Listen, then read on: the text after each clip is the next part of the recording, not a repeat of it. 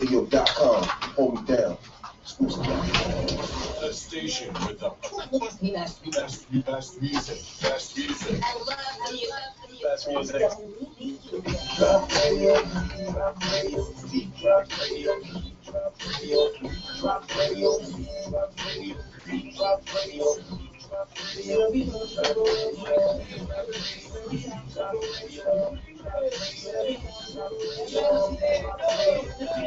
radio.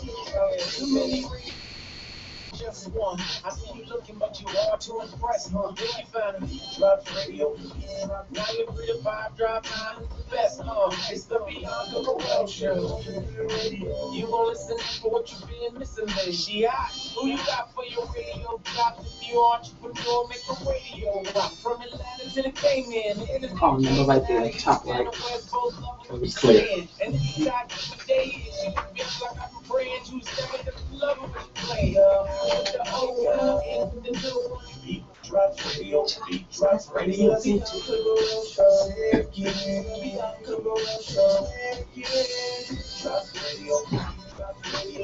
drops radio, drops radio. I know drop radio, I got drop radio, beat drops radio, drop radio.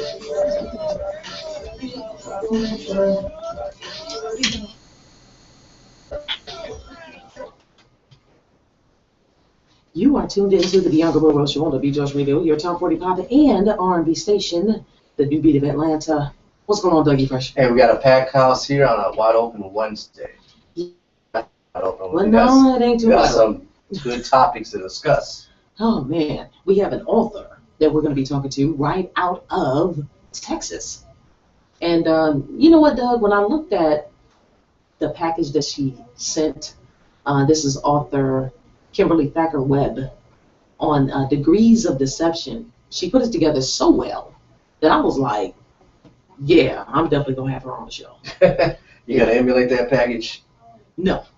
I'm just saying the you know. Well, I get the idea. The presentation got you to now that you're going to be bringing her on the show. Yeah, because, you know, normally, you know, I don't too much like too many phone interviews, but, you know, I was like, you know what, I'm gonna have her on the show today. So we're going to start off with a little bit of something.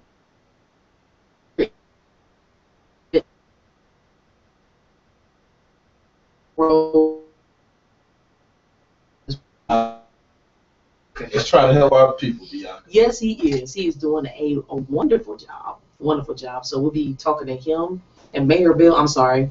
The mayor. He's in the building. What's going on, man? Hey, what's going on? I've been hearing that you've been starting fire.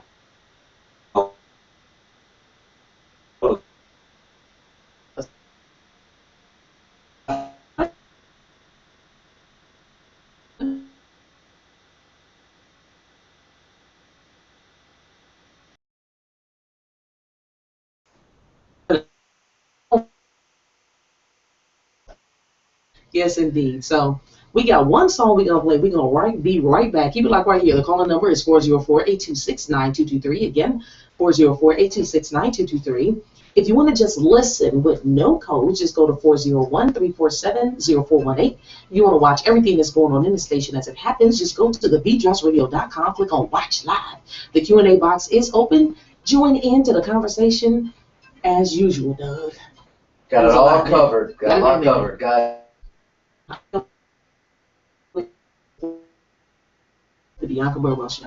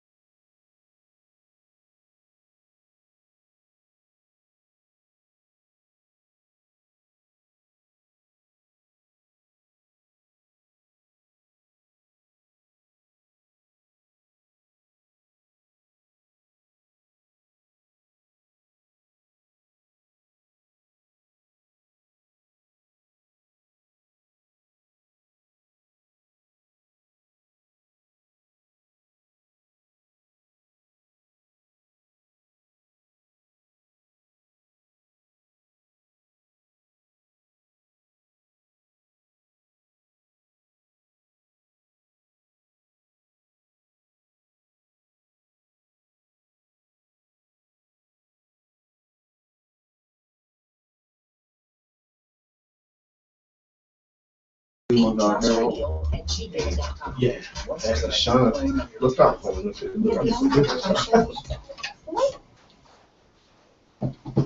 You are tuned into the Bianca Burwell Show on the Beat Drops Radio, your top 40 pop and R&B station, the new beat of Atlanta. The calling number is 269-223 is the calling number. Dougie Fresh. Hey, I'm getting ready. We got an author on the line coming up. Right now, actually. We got Gerald and Mr. Bell here, ready for new order. I'm excited. You excited? I'm excited. I'm excited too. So, without further ado, because we have our wonderful, esteemed guest on the line, author Kimberly Webb, and she is the author of Degrees of Deception. I'm telling you, I'm just going to let you guys hear a little bit about her as we. I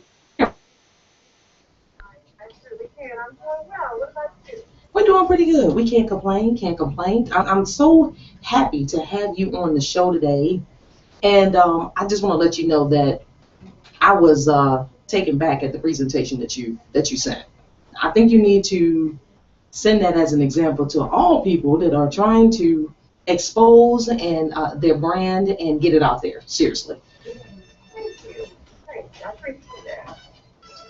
I'm just being realistic. And Doug knows that I'm a tad bit picky when it comes to individuals, coming on the show. But I wanted to ask you, a few questions. You got a little bit of time, right?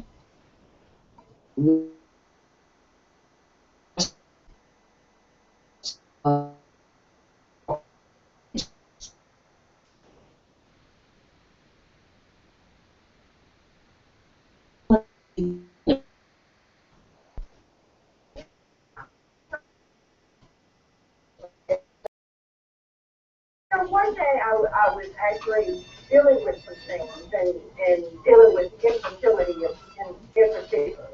And that's where I wrote my first book.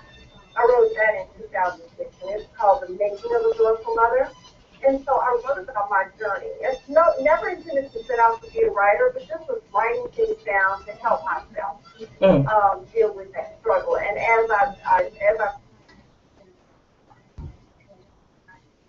life in this world, everything from some of the social ills I see, peer pressure, drugs, domestic violence, things like that. And so I thought, I could write a book about those things, but how interesting would it be if I crafted characters and plot structures along with that? And so that's where Degrees of Deception came into birth. But it took me about 8 years to write that. Oh, wow.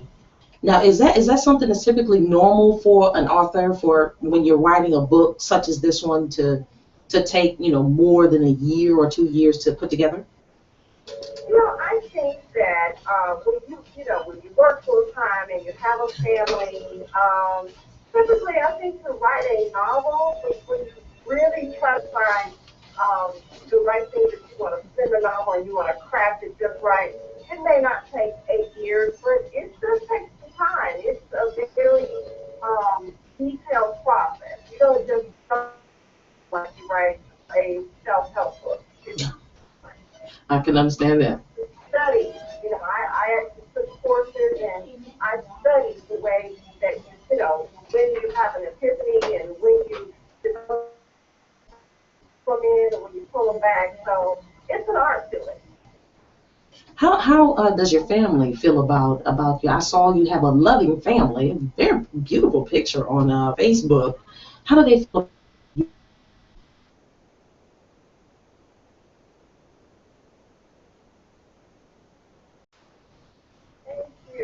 Thank you.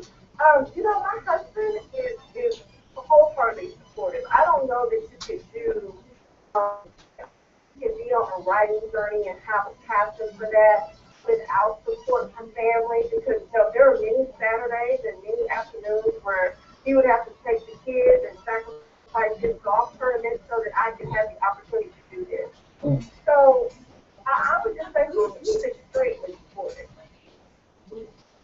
Can you tell us a little bit about the book, Degrees of Deception? Like a little, Sure. Degrees of Deception is about a young lady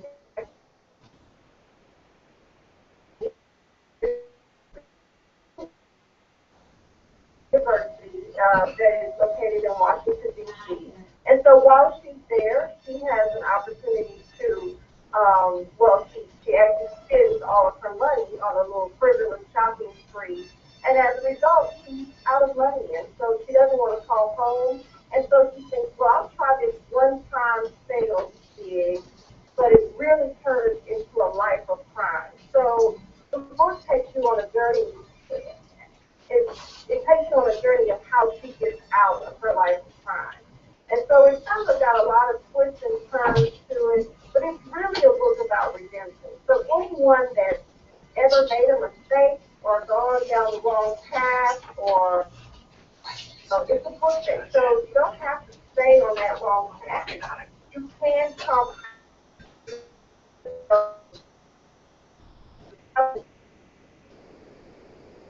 you can come off of that wrong path and get on the right path. So look for anybody who's ever made a mistake. I think that pretty much covers the vast majority. We've all made mistakes. I think we all can agree to that. It's a matter of how you come out of that and how you deal with it. Would you agree? I totally agree. I totally agree. What are your goals that you have for your books? You know, some people write a book with the intent that I want to see somebody bring this to life. Is that one of your goals? That is my goal. Initially when you're writing, when I was writing Degrees of Deception, I really wasn't sure where, the characters and where the plot, was going to take me to novel. And reading some of the reviews that I've gotten on Amazon, I would love for this to be a movie. I really would. As a matter of fact, I'm Degrees of Deception, so I've outlined 3 other books named Degrees of Deception, but will have different subtitles. So I would love to see this be turned into a movie. I've had several people ask me, how are you gonna?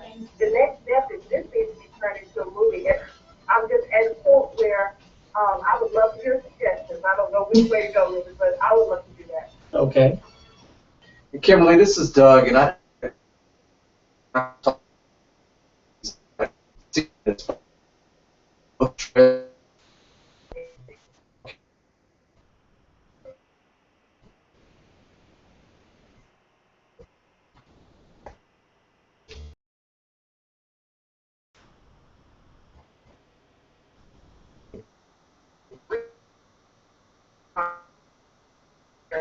I actually pulled it up. If it's 1 minute and 40 seconds long, if that's a trailer, but what I saw from the trailer is I see a movie in the making. You were just talking about that, so that trailer was really nice. One of the things, just to help as an author, to be able to put videos out there as a trailer, but I definitely a little bit longer than 1 minute and 40 seconds, so that trailer definitely gave people a taste. So good work. I appreciate that. Can you tell us where your book is available and give everybody your contact information so they know where to follow you and how to find you? Absolutely. If you go to Amazon.com, the book is available there. It's called Degrees.com.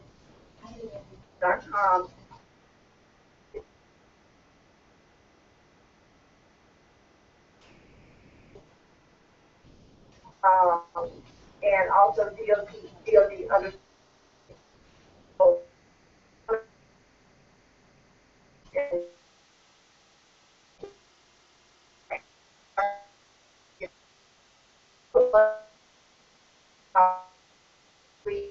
Review of it. I've gotten so many great reviews from so many different people, and it just really makes me excited. So thanks a lot.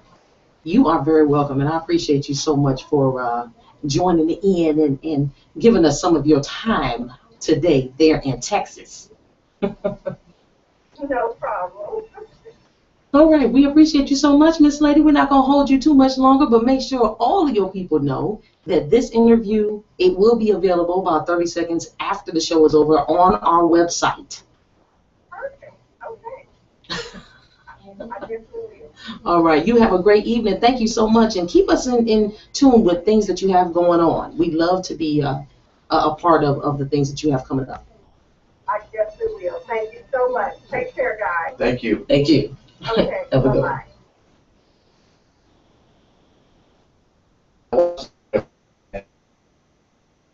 Bye-bye.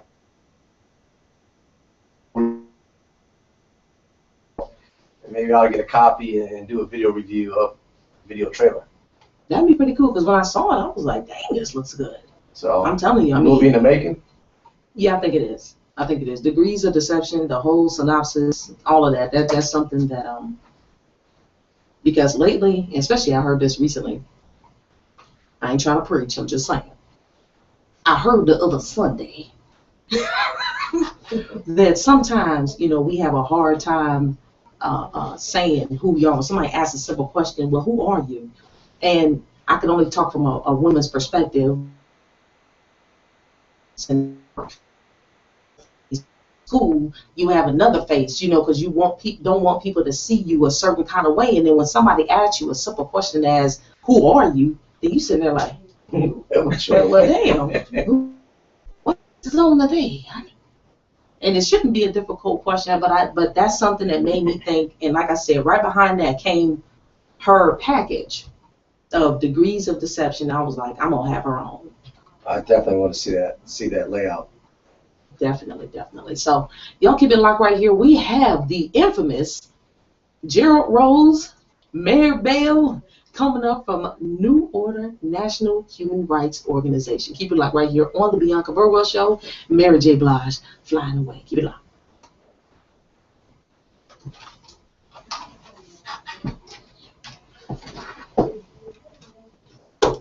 I'm stretching today.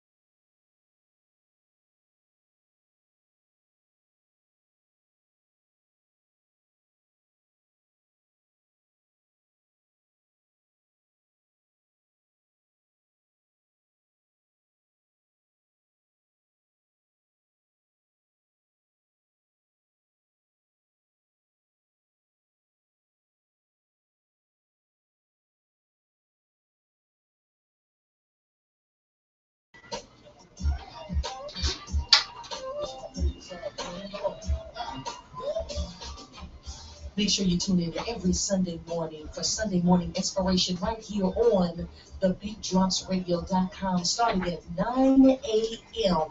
Again, every Sunday morning inspiration right here on The Beat Drops Radio, 9 a.m. Make sure you tune in. Download the TuneIn app so you can take it wherever you go. Win the app right here on the station, streamer radio. We are available. Make sure you get that inspiration that you need.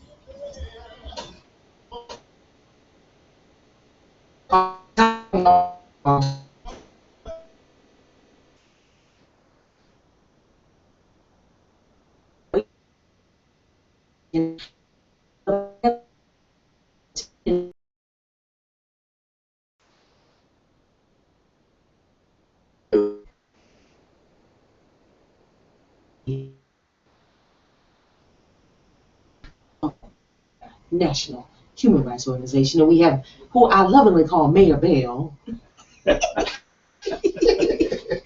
the building. Y'all, I'm telling you, he's gonna end up being mayor. Y'all gonna be like, Give him hell, Bell. yeah. Hey, I tell you what, I'm paving the highway to become that mayor. See? Shout out to my vice president, Ms. Shauna Swearington. How you doing, Shauna? I can say that when I'm away on business, she steps right in. That's just the dedication to this organization. And welcome to the studio, Shauna. So, a tradition, I must give a shout out to all from South Carolina, and welcome aboard Oxford, Mississippi. Uh-oh. Oh yeah, planted some seeds. Is that what happened? Planted some seeds down there. We got to talk about your recent trip, but like I was saying, I haven't seen you since our 1-year anniversary celebration It at was the Crab lovely. Ball. It was lovely. Thank you. You did a wonderful job. Thank you. And I know next year's gonna be even bigger. You know what's so interesting about that is they didn't believe that I'd be able to fill the place up. Filled it up. They didn't believe it. They looked at me like, online radio. You know what I'm saying? It was full. It was full. I'm like, y'all must ain't nobody tell you. and let me say this. You looked stunning. Oh, thank you. You know who you was when we walked in. Really? Your husband said, "Hey, get back, get back." Yeah. You're telling the story. Oh, yeah. Y'all telling the story. The listeners need to go on your page and just look at the picture. Stunning. Yes, indeed. We enjoyed ourselves, and I appreciate Topper yet again for agreeing to host the program for us. You know, he did a good job. It was a hard crowd though. He was like, y'all hard crowd, y'all. But he worked it out. He worked it out. You know, I didn't get a chance to eat because I was too busy running around. Wow. You know, but I'm glad everybody enjoyed themselves, and I appreciate you guys for coming No and supporting No problem. the Beat Drops Radio. All the time. Now, recently, you guys went to Mississippi, and I'm anxious to find out, you know, how that trip went and what brought you. First of all, when Mark Bell came back from his mother,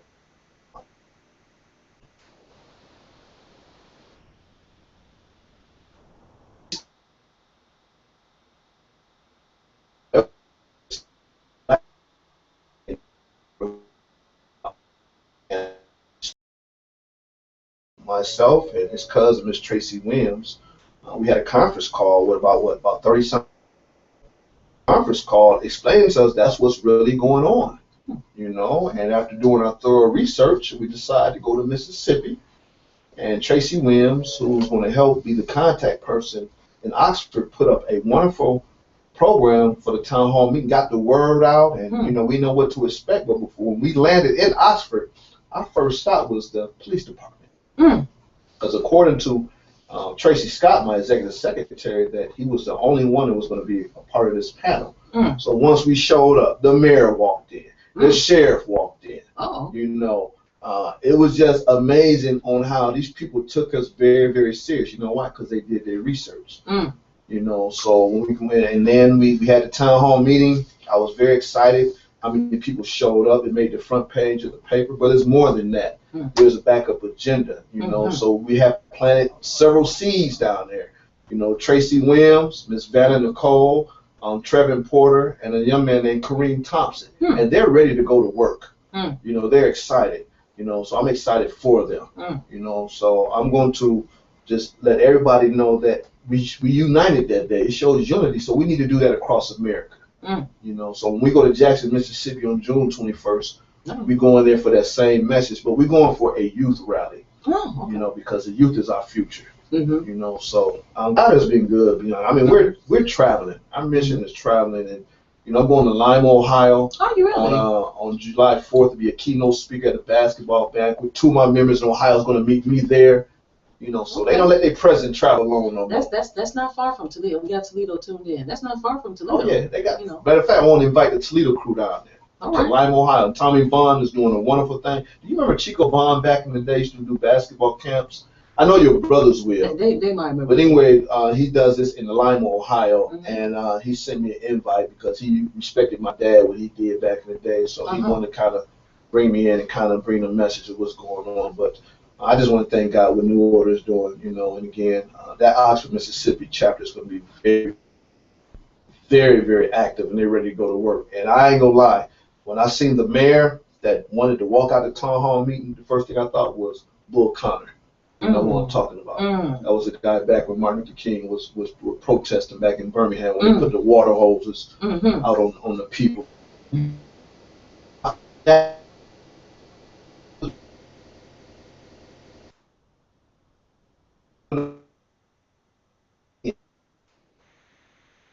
You know, one thing, first of all, the mayor would not even sit up on the panel with the other political officials.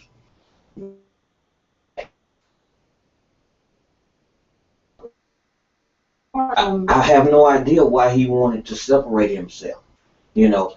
And so he sat there, and as the question and answer session was going on, all of a sudden, I look up and I see the mayor getting ready. He headed towards the door. Mm. And the mayor almost got to the door, and I said, Mr. Mayor, these folks got questions for you. Mm. And they need answers. So we need you to come. And so he came back, and so I had to walk down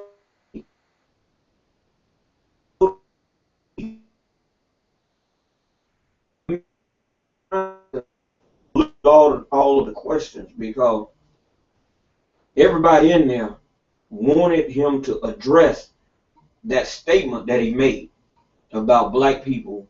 They would come to the square in Oxford Okay. if there was a General Dollar store, a Family Dollar store, and there's a supermarket called James Food Center Okay. in Oxford. Now, what is James Food Center? James Food Center is basically a low-end supermarket. Was there. They would come to the square and shop. Now this is the mayor of the city publicly making those statements In the newspaper. in the newspaper. And so I'm pretty sure that struck a chord. It did. And you know, everybody there was very angry at the mayor, because the mayor is disrespecting that portion of votes. Mm-hmm. And he didn't even wanna stay there for them to ask him any question. You know, total disrespect. So he made a statement, and he didn't want to. He He didn't want to deal with the questions that was going to come behind that. That's correct. what he was saying. Yeah. And you know, when I was down there, it's so funny, because after he started seeing how angry they were, he whispered in my ear, "Don't leave me." No, he didn't. Yes, he did. You done turned into the bodyguard, Mayor Bell. Well, you know, I wanted to hit him in the kneecap. Did you want a couple?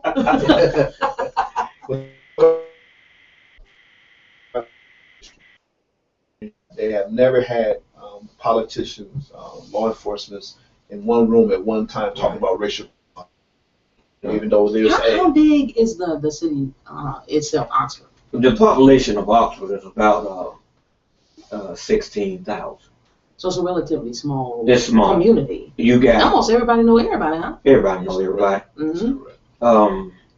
And it's about 72% white. Mm-hmm. You know, so you got the general population about 16,000, You got the University, Ole Miss, which about 15,000 go there. Ole Miss is right there? Oh yeah. Yeah, that's why Ole Miss is there. I never knew that. I mean, I didn't make the. Thank you Mm-hmm. for making the connection for me. So, I know. and you know, with Ole Miss having a sore spot, you know, they don't need that type of mayor going around doing that. They don't need the chief of police setting up roadblocks. They don't need the sheriff setting up roadblocks. Now, the sheriff that's in office, been in office, he's the only sheriff that I know. Yeah, he's the only sheriff that I know. Mm-hmm. Because he's never been, I mean, he's always been elected. And now his son is chief of police, and he the sheriff. So they running things. Oh, no. You know. It's like that? Oh, it's like that. It's kind of locked up like that. It is. It is. And you know,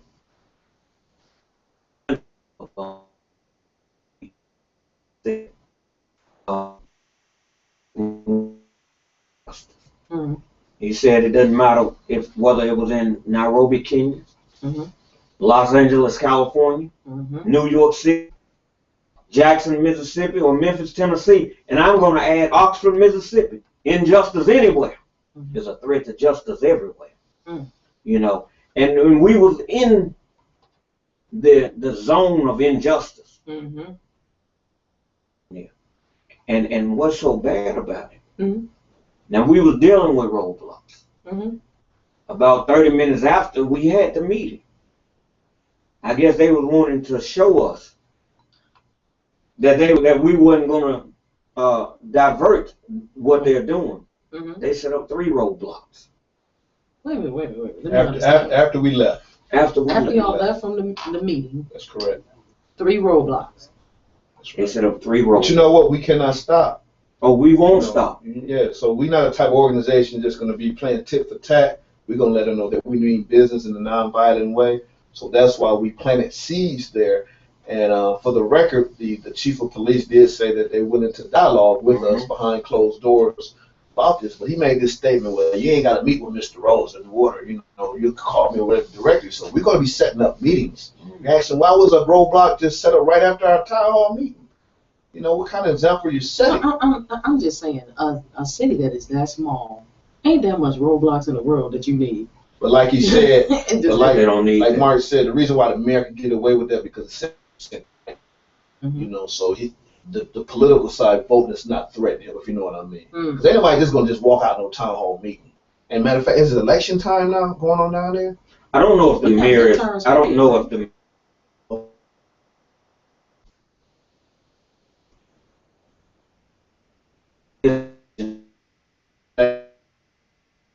his office. We're gonna have press to. conference. We're gonna have. And we would do that. This is your mayor. This is the person you put in office. And you making that comment. You familiar when he said the square is a nice area. You know, it's like the Marietta Square. Yeah. You know, so when he made that statement, I was like, wow. Then you come to a meeting where people are addressing him, and then you want to just get up, you turn red and walk away. Oh, he turned red. And then said that he didn't like what they were saying, so that's why he was walking out. Right. He didn't like what they were saying. And I got to give Derek Henderson, our spokesperson, a shout out as well. He did That's go right. with us as well. He was okay. one kind of keep the crowd down. He was doing a nice moderator. So we didn't know what to expect. I know Mark is from there, you know, but we didn't know what to expect because we made history. You know, because when we first got in town, we just went to the police department, and guess what? We met with him. We met in the back room. Issues, you know, before the town hall meeting. So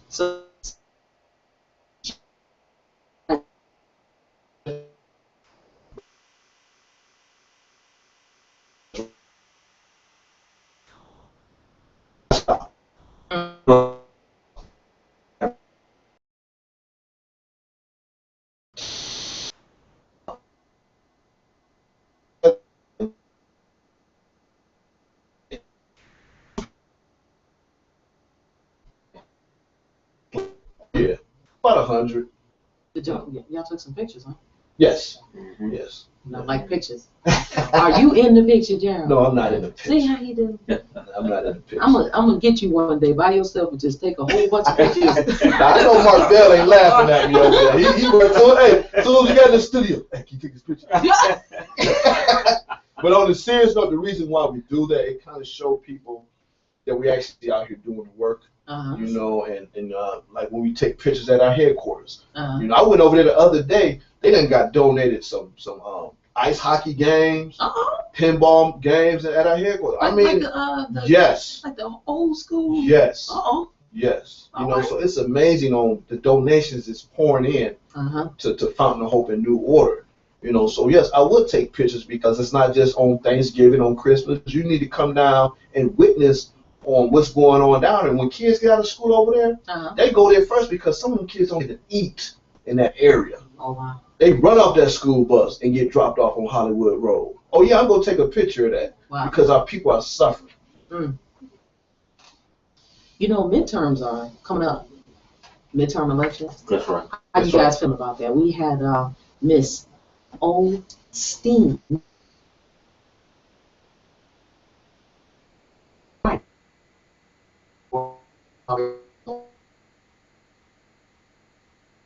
I enjoyed all the things that she had to say, the history, and you know, some people called in and said, you know what, they hadn't even considered, you know, midterm elections, but they're gonna do it now because they didn't realize the importance. What are you guys' views on midterm elections? Well, as a nonprofit organization, we can't publicly endorse no one, but it is awful funny. I'm starting to get a lot of inbox messages from people that's running for Congress now because you know what? They're following us. That means we're getting some people's ears right now. So I can see the game that's being played, politicians, but I really keep my eyes open on, you know, what is the platform, you know. So we take it very serious. You know, it's just the fact we can't publicly endorse no one, but I know that there are some good people out there that we do need to support. Steen Miles, you know, I've talked to Steen via listening at her views, and she has very good views. You know, she kind of reminds me of a grandmother. You know, and you would look at your grandmother and say, hey, she doing the right thing. You know, to a few more other candidates, you know, because other than this, I am a political consultant. Yes, you are. And so, my campaign manager one you know, and so, you know, during campaign season, I do receive calls. And, one of the services, huh? Exactly, and which I'm in the midst of running a campaign now. Are you? I am a state senate campaign. Cool. And so, so I do.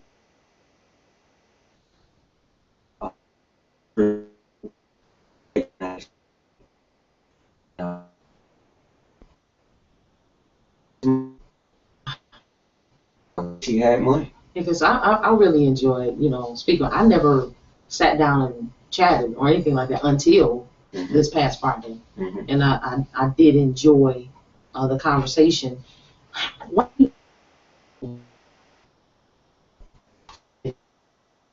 One is because they don't know the importance. They don't understand the importance. That people, the general public, generally think the most important elections are when the president. But politics start local, with your local city council, with your local board of supervisors, your local aldermen, your local mayor, your commissioners. That's where a lot of the decision on what you do on a daily basis is made right there. Your state representative, your state senate. That's who you need to focus on. On the presidential election, that's a mistake because the president deals with the federal.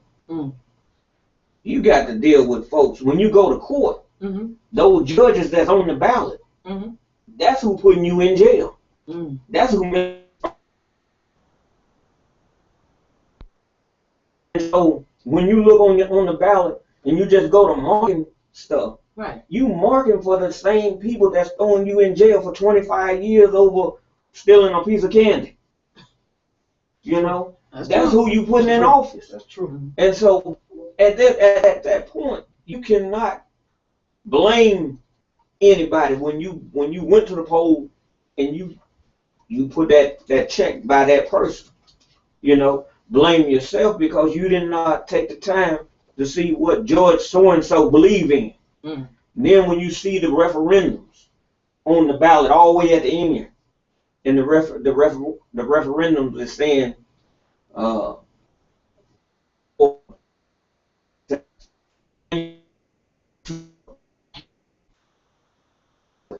You realize that's what you didn't realize that, Right. you know, or you voting to on a zoning that you're not in favor of, or you voting to shut your park down.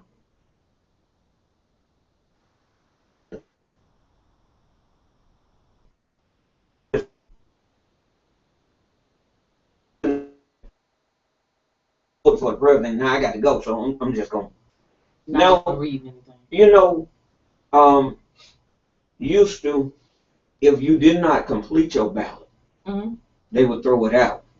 Nobody know that. No, the masses know. But I knew because I was running campaigns. Mm. And so we would specifically make sure that you fill out the whole ballot. Mm-hmm. If you don't fill out the whole ballot, it didn't count. Oh, man. You know, see, it's a lot of little twerk.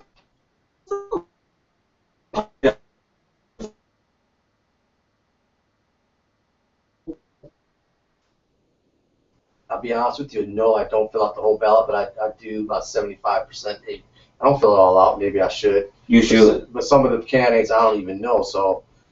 You don't vote for anybody. You don't know them. Well, you know, but what Mark was making a valid point. If you're not happy with the situation you're in, doing nothing is actually doing wrong. Exactly. And you might just say, to hell with it, I'm voting them off.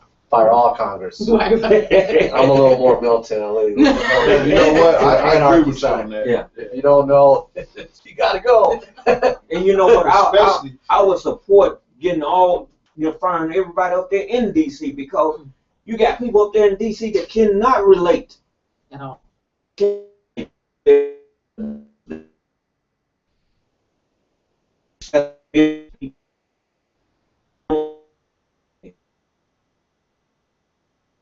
By a gas station and see $3.75, you know, for gas, and but they never see that because they got drivers.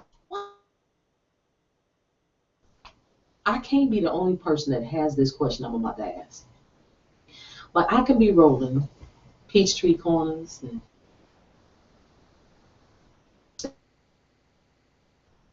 gas is all right. I know what you're about to As say. soon as I go downtown,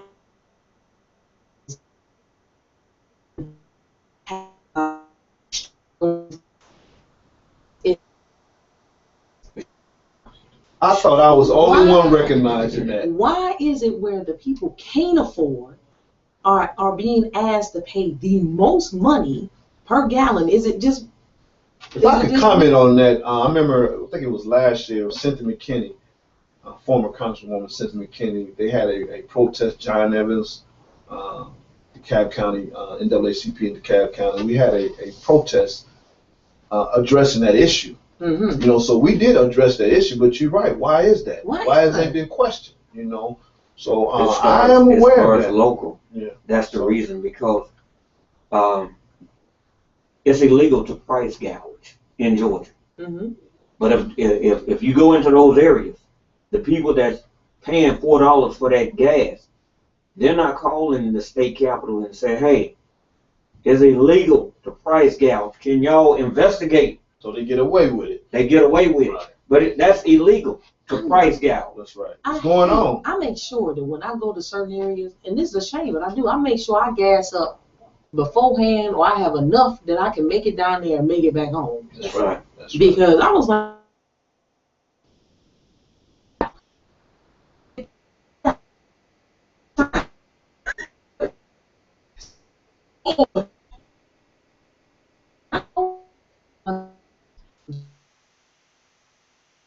What?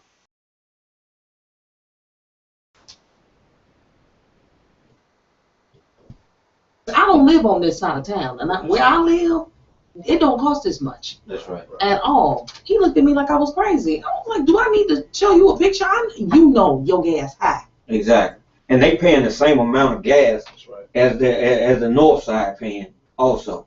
So, you know, when this gas is shipped in or brought in on a tanker, they're not going to say we're gonna charge these people in the south side an exorbitant amount, and then we're gonna sell it over here cheaper. No, they just directly want to jack up that gas over there. That's price gouging. They doing it, and it's illegal. But as long as nobody sell anything, they can get away with it. That's the problem now.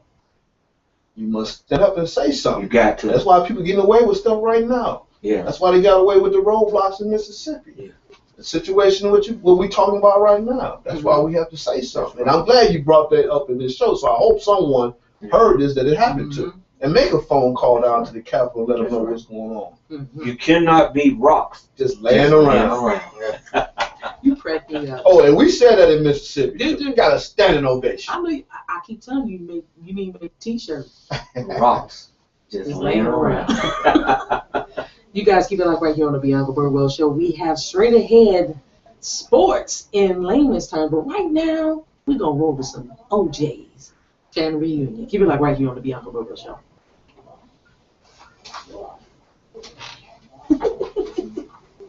Rocks laying around. Huh?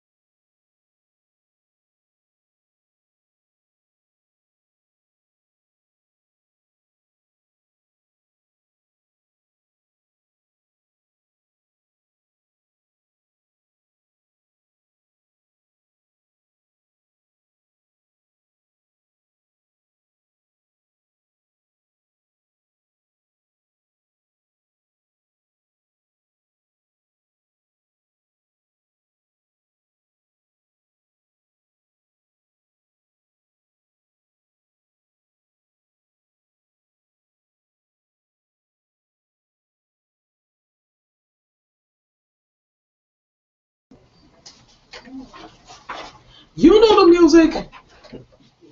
Doug Layman. Time to put it to you in layman's terms. If you BeatDropsRadio.com sports update. You check out any NBA action last night, B? Nope, I missed every last bit of it. I was working. Stay tuned. I'm going to talk about it. Tell Got the me. NBA playoffs in full effect, and last night, a major big-time comeback with Oklahoma City Thunder rallied and outscored the LA Clippers, went on a 17-3 run.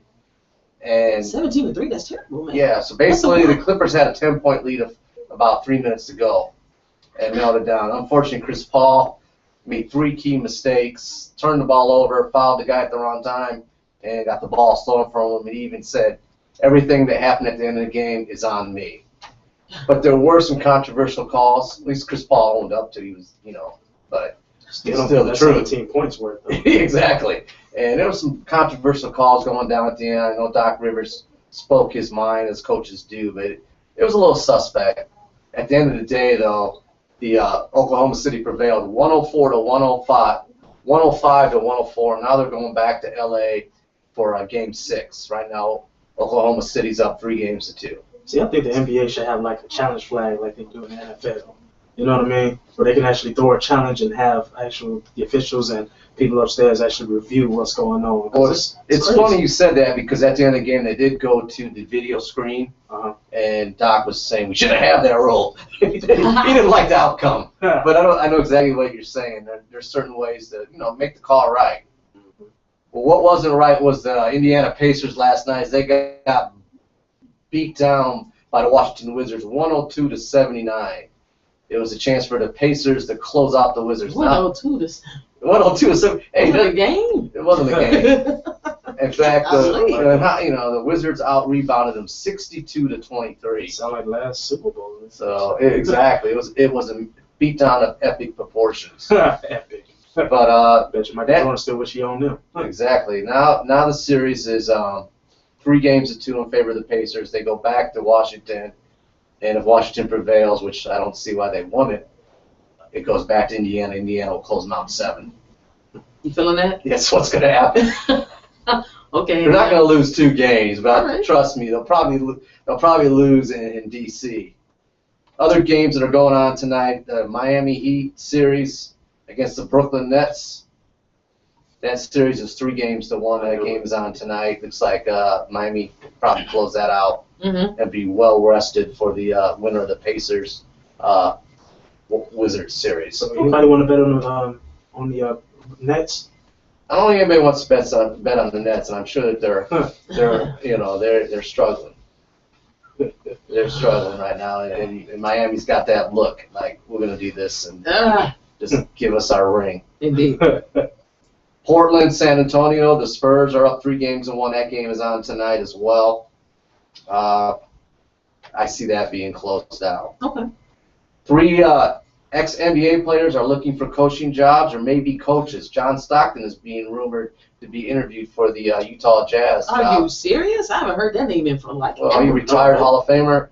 Why not? Mark Jackson obviously was let go by Golden State, which was stupid. More ways than one. He's looking, and Steve Kerr is rumored for the Knicks job. Steve Kerr. Stan Van Gundy has taken the job as the coach of the Pistons. And if you look at him, he looks like Ron Jeremy. Just look at Stan, look up to Ron Jeremy, Stan Van Gundy. So he's a head coach and president of the Detroit Pistons. Ron Jeremy. No, Stan Van Gundy, but same guy. Okay. Same look. Right. Same look with their clothes on. What? All right. Let's keep it moving. Keeping up people being fools and stupid. Donald Sterling, obviously was interviewed. Yes. With Anderson Cooper. What's the deal, man? He's got issues, obviously. He's got issues with Irvin Magic Johnson, too. What is the deal? So I think Magic had enough, and Magic went out on Anderson Cooper and told his side of the story. I mean, Sterling's calling out Magic and apologizing and do that, and Magic just said, I'm going to tell it like it is. Dude, I pray for him. He's got issues. I do a lot for the black community. I do a lot for business enterprises. And, Magic, it was a short interview, but he's told his side of the story. And I don't know. The end of the day is he's banned for life. Now they're just trying to get him out of there. His wife, she doesn't want to let go of the team, though. Exactly. So I told you this. I figured that something like that could kind of happen. I'm like, the things are not applied to her that's applied to him. That could be a problem. She filed for divorce. Now the team becomes community property. Yeah, so it's getting touchy. Did you happen to see the Michael Sam celebration when he got the call to be drafted by the Rams? Did you talk about that? Have you talked about that? No, I haven't. I haven't talked about it. No, I didn't see it, but I heard about it. We know again, and I'm sure more to follow. Obviously, he's the first openly gay football player and drafted, and he celebrated by kissing his boyfriend on TV, which is whatever. I'm not gonna give it. And then they had the cake incident. The cake incident. Yeah, where people are happy. People put cake on people's faces in case. I don't do it, but you know. You talking about like with weddings and receptions? Exactly. That ESPN let the cameras roll an additional extra minute and a half because there was a kiss. And then he put cake on his face and licked the cake off his face, kiss. Okay. So whatever. So telling me heterosexual is going to get reprimanded if he must for commenting about that, but he could put cake on somebody's face on national television on a family-friendly show. ESPN is owned by Disney too, so you're right. Right, and he could put cake on somebody's face, his boyfriend's face, and lick it off, and he gets nothing but. You get fined for saying, okay, what was that? Something is. Well, it's the double and triple standard. I don't know. I agree. Whatever. I don't want to see somebody putting cake on anybody's face, whoever they are. Period. We get it. You're I don't know what you're making a statement, but we understand that you're happy, you're celebrated. Yay! I'm just saying that. And take it from there. To me, it just seems like yes, it's a double, triple standard. I agree with you on that. However, what else I see is we have to walk this fine line between what we can say, what we can't say, what we can talk about, what we can't talk about. When we can talk about it. That type of thing. And it just seems as though, sexuality has just ridiculously consumed the minds of people to where they want to put sexuality in children's shows. They want to put sexuality in cartoons. They want to put sexuality in, commercials and in the ads. I'm seeing an ad with Bert and Ernie portrayed as being gay, and we never thought that coming up. Exactly. You understand what I'm saying? Exactly. So it's like exactly. But the mind is just like, flipping everything into something that it never, a perversion. Mm-hmm. Can I say that? Exactly. I might feel some backlash, but I own the station.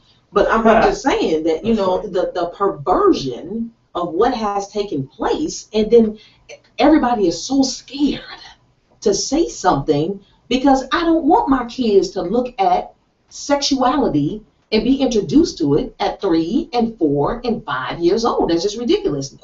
Was you thinking about sex at 3 and 4 and 5? No. The vast majority of us weren't. Well, I've listened to a lot of sports talk. Really? I listened to a lot of commentary about this topic, and people would call in sports talk shows and say, I'm watching the draft, and I got to explain to my 8-year-old son what just happened. Exactly. Now, and then you can spin it this way. Well, it'd be a great time to start up a conversation, too. So I don't know.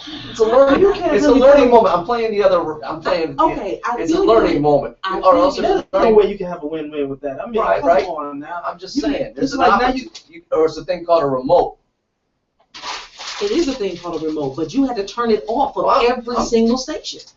You understand what I'm saying? Every single station, you have to turn it off because you see the same thing. I'm talking about sitcom shows, any type of TV. I'm like, how did they? Well, I think you need to get. I think everybody needs to. Everybody of goodwill and good moral character need to make a stand against that type of activity. Because that's the only way that you're gonna You just defeat wasted some that. cake.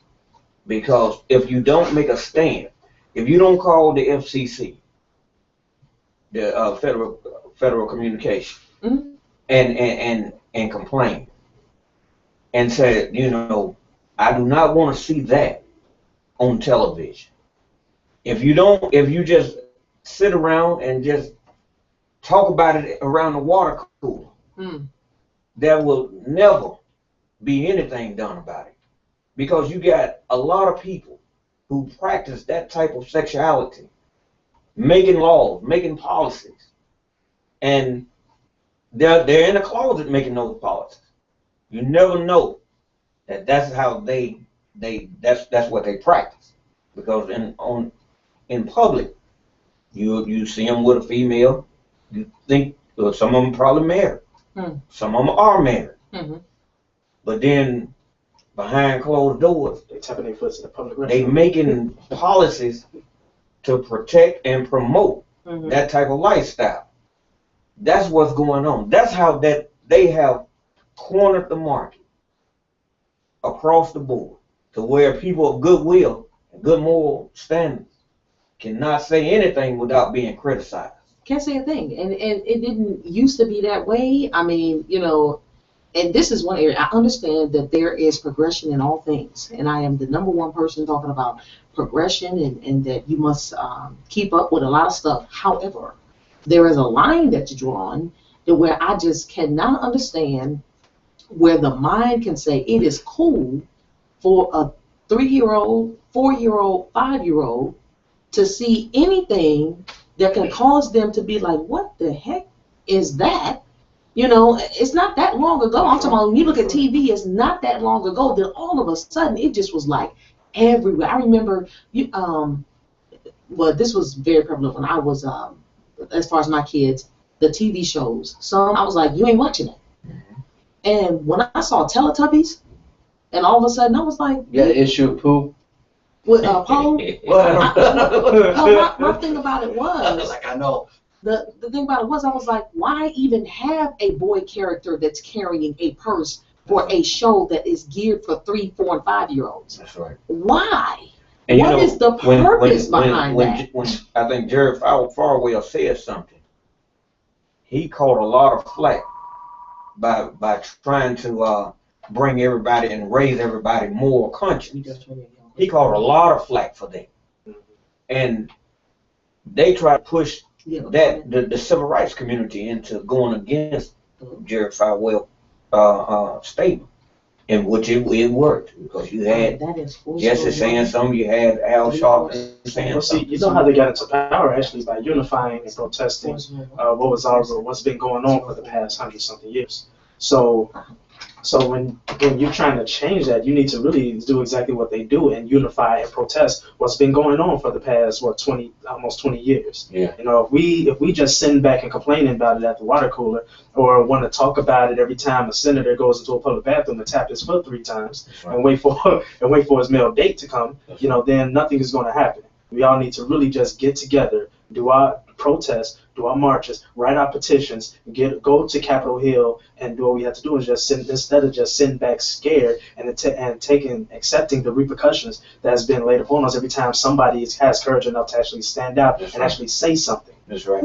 And not allow people to attach it to the civil rights movement. Not at all, because I don't see how in the world is this civil rights.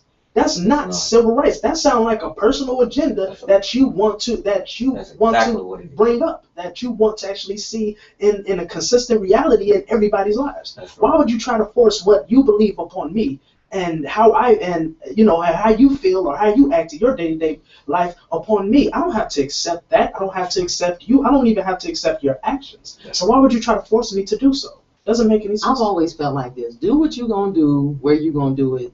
It ain't gotta be in my face. It don't. It doesn't have to be in my face. You can do whatever you gonna do over there. But as soon as it comes into my living room, you know what I'm saying? That's where it I don't have cable no more. I cut it off. You understand what I'm saying? Because of the message. You know, because it's just too much. So I don't want nobody saying, well, then don't watch it. I don't. So I answered that. I don't. I don't pay for it. I don't watch it. you know, and it's to the point that even my kids are like, why they gotta put that in? Because you know, you seeing it, it's like, why all of that gotta be That's right. all in somebody? You remember the Happy Days? Yeah, I remember. It was times in TV where you never even saw a man and a wife That's right. even in the same bedroom. They never didn't even show a bedroom scene. Right. You understand what I'm saying? Right. Not only are they showing bedroom scenes, matter of fact, even the Flintstones, they showed Fred in one bed as cartoons. You know what I'm saying? And Wilma in another bed. Right. Same as with Barney and Betty. Mhm. I mean, it's just they was like, you know, we don't need to be showing certain Well, things. I feel that Fred and Barney definitely outpunted their coverage with their wives because Betty was fine and Wilma was Fred. I'm just saying. So I don't know. You know, it's just entertainment should be, to Like me, the entertainment should be entertainment. That's right. It should be just that, not trying to put your agenda, you know, in front of somebody and force them to accept it. I'm talking about just any type of shows. I'm watching, you know, some cartoons with my son the other day, and I was like, what? Where is this? These are kids. So as kids, you want to tell them, you know, follow whatever feeling, or that might be a feeling that you might want to explore type situation when it wasn't there.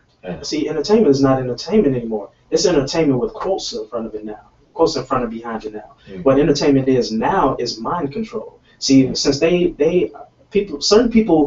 certain sect of people control the mass media, and that mass media is used to control minds via commercialization. I would say things like major that. media, It's because not even- now, thankfully, we have mediums like this one That's and true. others that don't perpetuate. Well, that's what I'm talking about. You know Major what I'm saying? media, That the major- main entertainment That's just- that's in your face, that's hitting you 7 times a day, that's staying on your mind and basically controlling your mind. Mm-hmm. Music videos, the news feed, the particular news feeds, you know, the commercials, the commercialization that's going on in different communities. You know what I mean?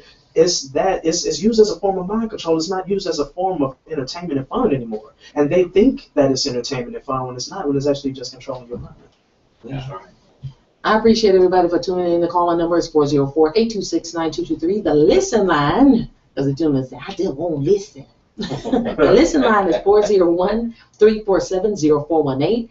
And if you want to see everything that's going on in the station as it happens, just go to TheBeatDropsRadio.com, click on Watch Live, and you'll be able to see what's happening. We have the Q&A box open, and we're going to reset right now. And doggone it, I'm just feeling this right now.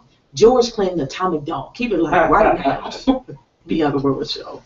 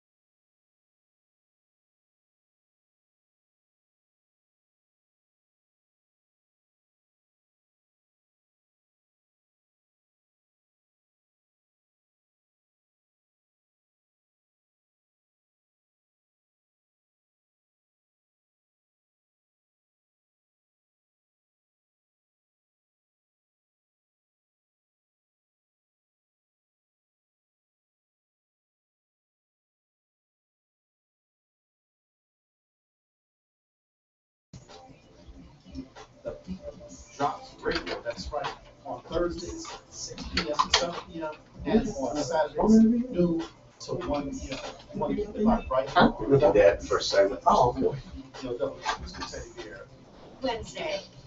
Thank you, Doug. Thank you. You better not take the game to that board. For better or worse, it's full of surprises. I gotta tell y'all about what happened last night. That will make your jaw drop. I wanted to surprise Joseph by having everything all done before he gets back from golfing. This house is way too early for a man to live in. So I'm asking you, will you live with me? Tyler Perry, for better or worse. I'll be back What's to that back. you're playing on your tablet? The Bianca. You are tuned into the Bianca Burwell Show on the Beat Radio, your top 40 pop and R&B station. The new beat of Atlanta, also 93.1 FM on Toledo. Ohio. Indeed. The calling number is 404-826-9223. The listen line is 401-347-0418. The Q&A box is open if you want to chime in via Google Plus Hangouts. And we were just having a wonderful conversation. But what I would like for Mayor Bell to do, I done changed your name, Hey, I accept it. is we have a number of new areas that have tuned in. And if you could recap for us the trip that New Order had to Mississippi and kind of, let the audience now know what took place. Last Tuesday we had a town hall meeting in Mississippi, and it was the organizer of that down in Oxford was Tracy Williams, which is my cousin, and so what was going on was police roadblocks and police harassment, racial profiling, only in the black area in Oxford, Mississippi. And so when I was down there for my mother's funeral, my nephew had told me, he said, before you leave this city, you're going to go through a roadblock. And I said, no, I only got a few hours left to be down there, and there's no way I'm going to go through a roadblock. Well, sure enough, I went through one. And so when I went through it and I got back up to Atlanta, I told Gerald Rose, I said, Gerald Rose, we got to do something about that. Because they setting up roadblocks only in the black community and way too often. And so nobody down in Oxford, Mississippi was saying anything about it. Not because they didn't want to, but they didn't really know how. They didn't know how to go about organizing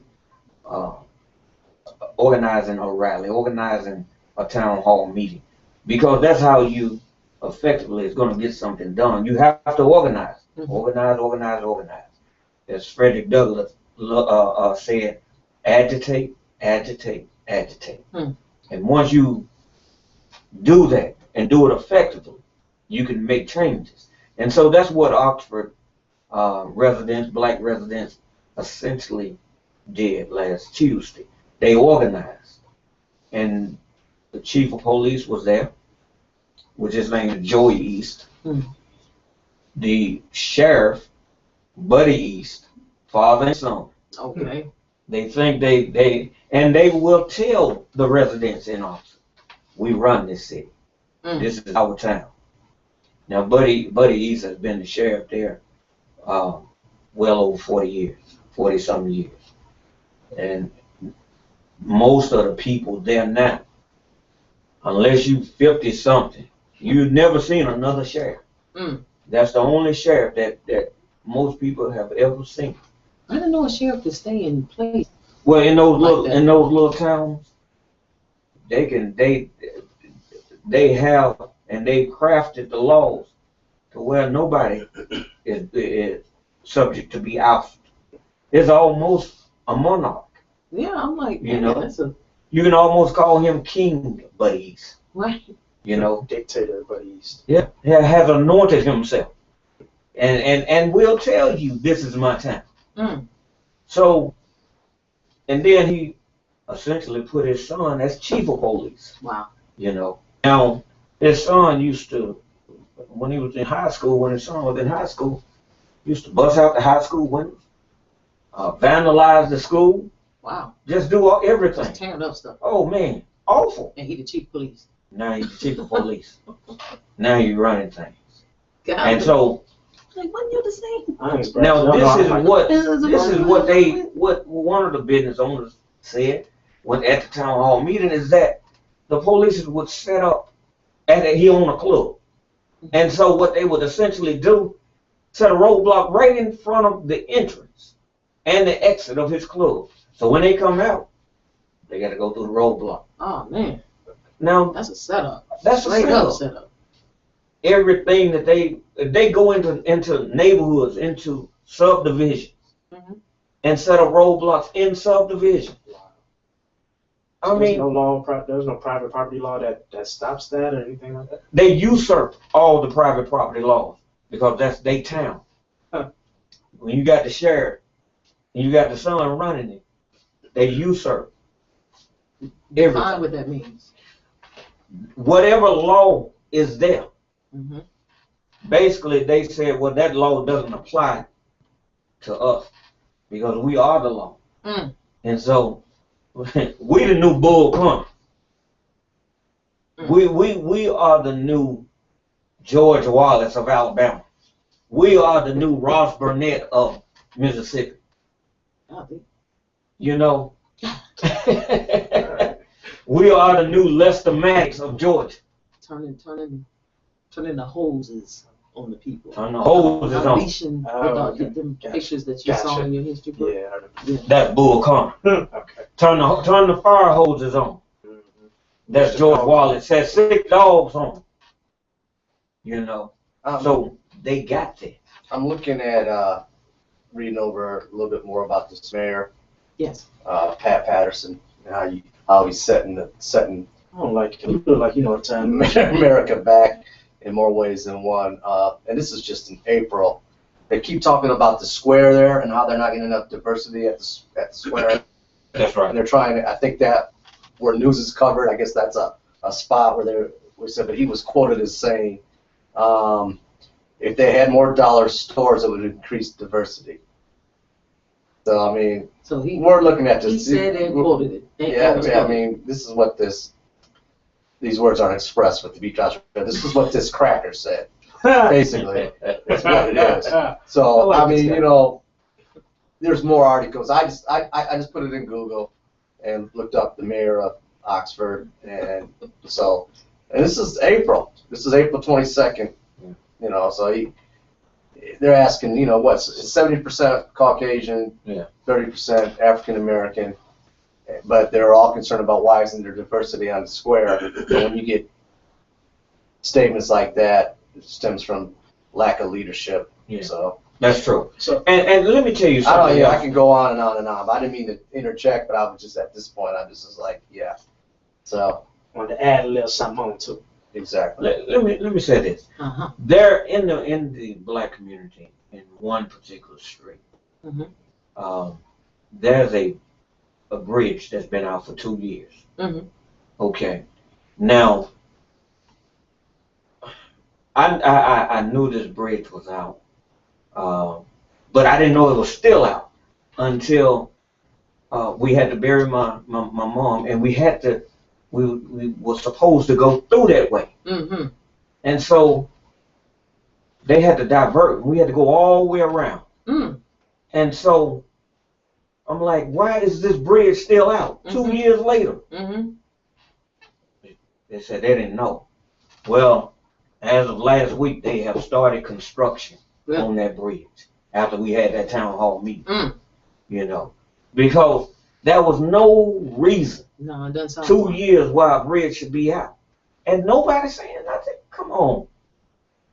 You see, now that goes on not only in Oxford, Mississippi, but that goes on in the majority of the little towns in the United States of America. It doesn't matter what is in Mississippi. It doesn't matter what is in New York City. It goes on. And the only reason that it goes on is because nobody is standing up to say that this will not happen in my neighborhood. They scared. They scared to death.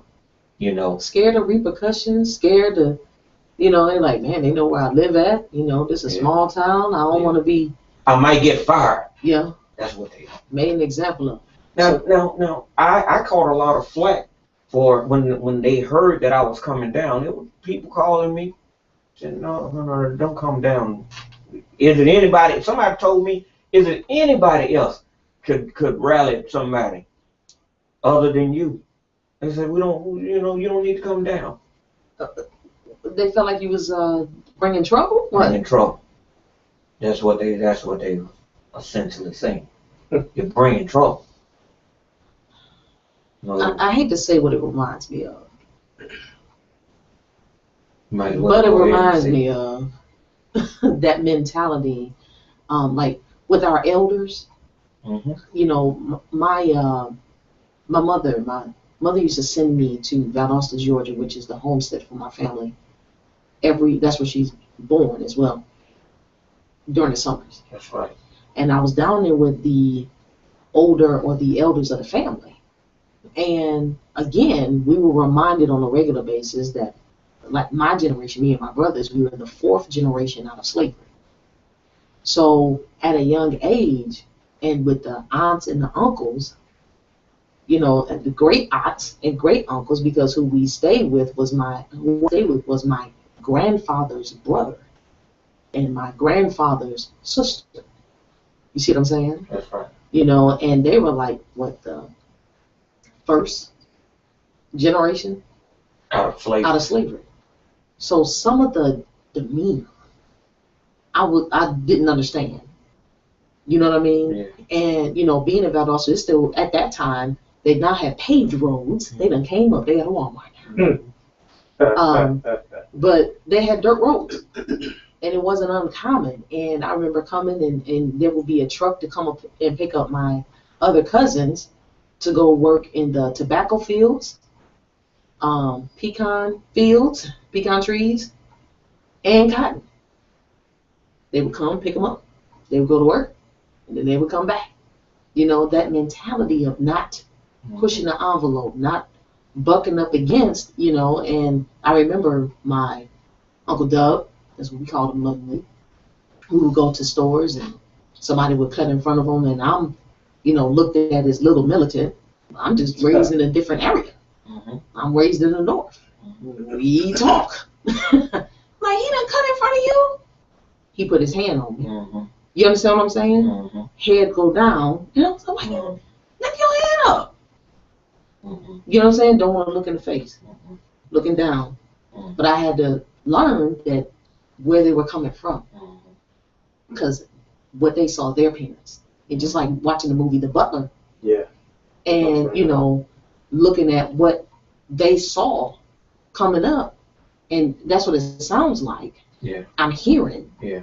Is going on in Mississippi. My mother calls that a plantation mentality. Yeah. And essentially that's what it is, you know, because you can, if you have never went outside of that area, mm-hmm. if you've never stayed outside of that area, mm-hmm. so that mentality is ingrained, you know, because you don't really, when I was growing up, because Ole Miss is there, mm-hmm. on game day, if you just drove through the town, you would swear that you done went back 60 years because all the stores would have the rebel flag painted on there. Really? Oh man, all the stores, all the flags, you would see on every store the Confederate flag painted on there. And you would hear people going around town playing Dixie, because that was the song, you know, that Ole Miss, that was their fight song. It was Dixie, you know, and you hear people with the horn blowing the little horn sound like Dixie, you know. And from an outsider looking in, if I was coming into the town of Oxford, I probably would have turned around and said, "No, this is not where I want to be. Exactly. Not where I need to be. This so not. If my car breaks down, that is not where I want to ask for help." Exactly. I'm gonna just keep. You know what? We just gonna push the car. And I could imagine the opposing team coming in and you look around the stadium, at that time the stadium was 42,000 people. Uh-huh. You see probably 20,000 rebel flags. Well, that That had to be a scary sight. And one black only section right there in the middle. No. You didn't have a black only section. It was about 1,000 students, black students. Maybe 20 of them went to the game. You know, so there was no black section. Mm-hmm. So you had 42,000, nothing but white fans. Mm-hmm. And you know, you had about those 20. They was scattered throughout the 42,000. What were you about to say, Doug? Well, I mean, Ole Miss right now, I mean, they still have, and this is today's time, they still have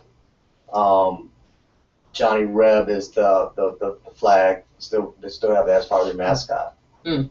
So that hasn't. They got the bear or whatever it is. They got two. Yeah, they got the bear. They got the two, and that's just the mentality of what it is there. I mean, I don't say what it is. It's still flying. Real quick, Mr. Bell, when you did go down, when New Order did go down to Mississippi, and you was able to have the town hall meeting and everything. What was the outcome of the roadblocks? What were you all able to? Well, let me say this, because this is very interesting. 30 minutes after we left, they set up 3 roadblocks. So they wanted to prove a point that it didn't matter whether we came down, we weren't gonna tell them what to do. That was the message that they were sending us. You know, it's 2 ways that you can go into Oxford, and normally if you're coming from Atlanta, you take Highway 6, and you go in that way, you go out that way. Mm-hmm. They set a roadblock up on Highway 6.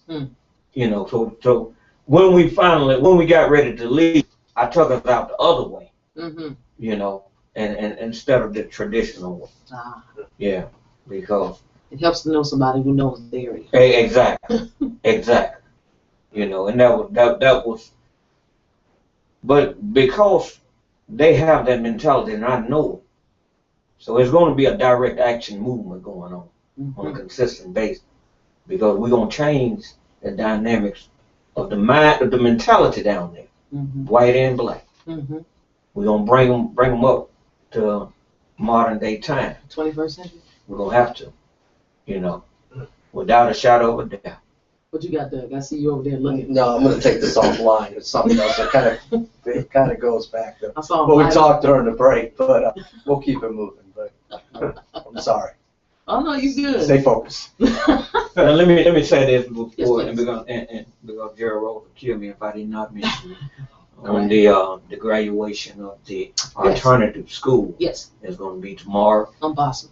Exactly. And Gerald Rose and New Order have been talking to these kids for months now, you know, and the mentality is changing.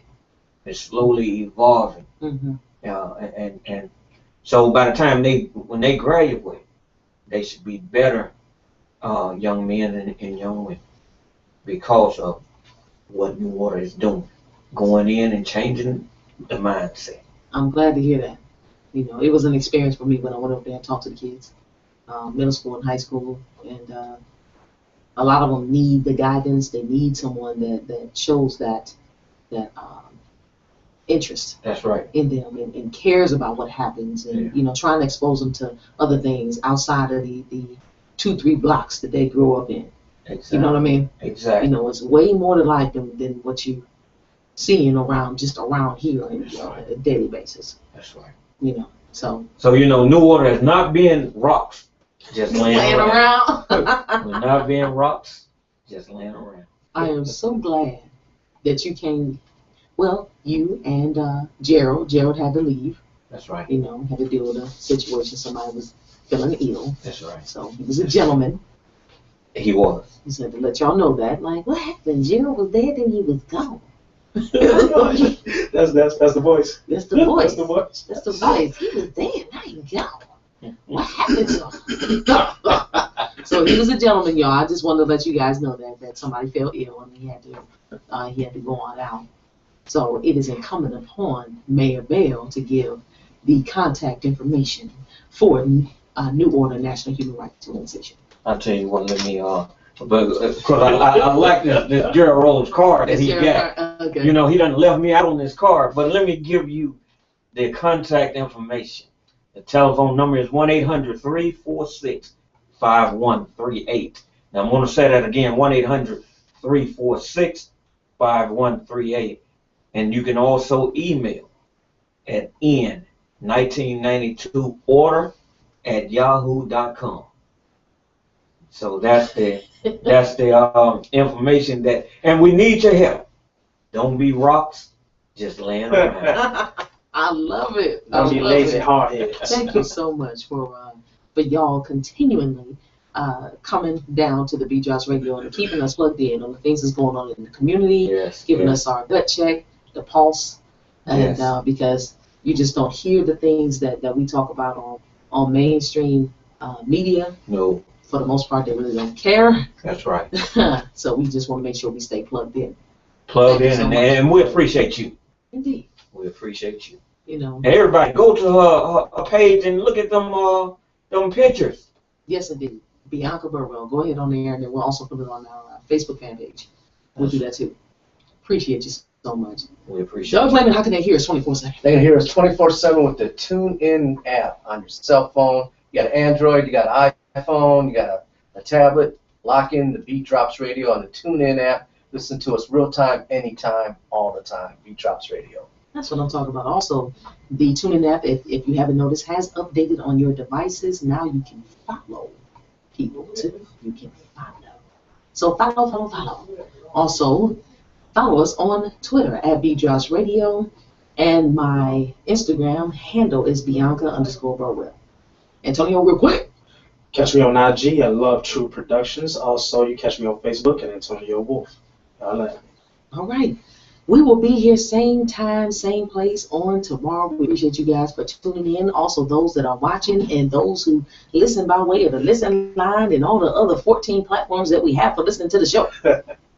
Definitely. And a big congratulations to those kids over at Embossment. And also, it's a big 90s party that's happening at the end of the month. If you are in the Stone Mountain, Atlanta area, make sure you come through. Karma! Can I get a ride?